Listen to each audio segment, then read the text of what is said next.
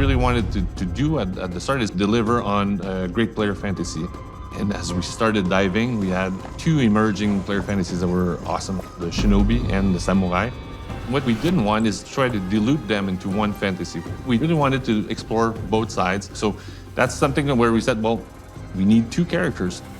The setting that we had, the Azuchi-Momoyama period in feudal Japan, was in such a nuanced time. So it was really interesting to be able to work with dual protagonists and develop these two characters as individuals, because we really had the opportunity to explore this era by playing off these two different perspectives.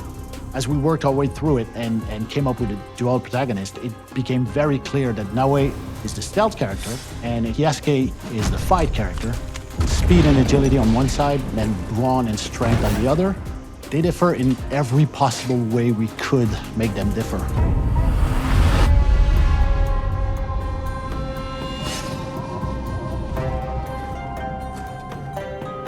Our shinobi, Naoe, is the imagined daughter of a legendary Egan shinobi, Fujibayashi Nagato. And up until this point, she's actually been quite protected from a lot of the horrors of war that have been going on in other parts of Japan. So this is going to be her first real taste of what lies beyond, and it has a profound impact on her.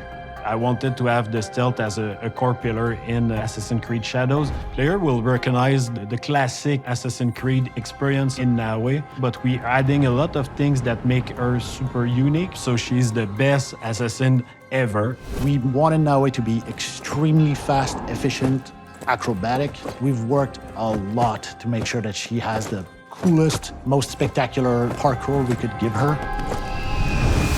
She can squeeze in tight corners, she can go prone, meaning that the character can go underbelly and just crawl around in the dirt and disappear from view.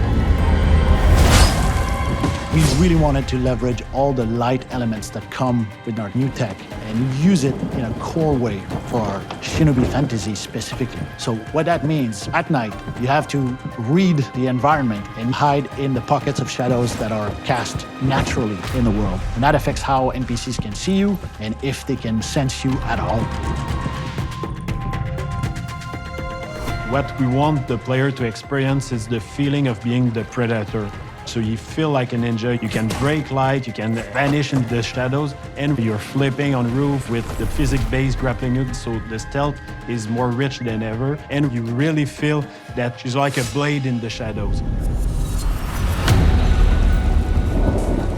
Yasuke is our first historical protagonist in Assassin's Creed. What we know about Yasuke historically is just a bit, but it was enough to get the team really excited about the opportunity to work with him as a character.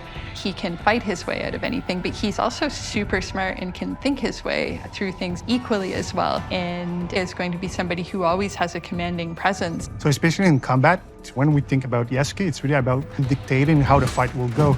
And to do so, we created a mechanic called the posture attack. So he can chamber an attack, and then he can launch that attack to do massive amount of damage and take out anyone.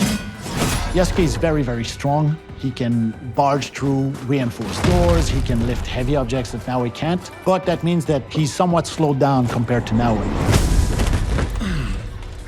That hurts. On the ground, that's where he shines.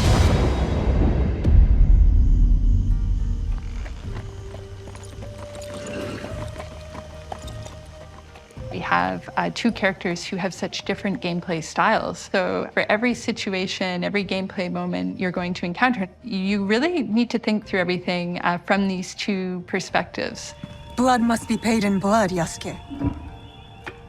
We always want to respect player choice, so you can do quests with any character. So if you are Yasuke, you play with his strength, but also with his weakness. Same for Naoe.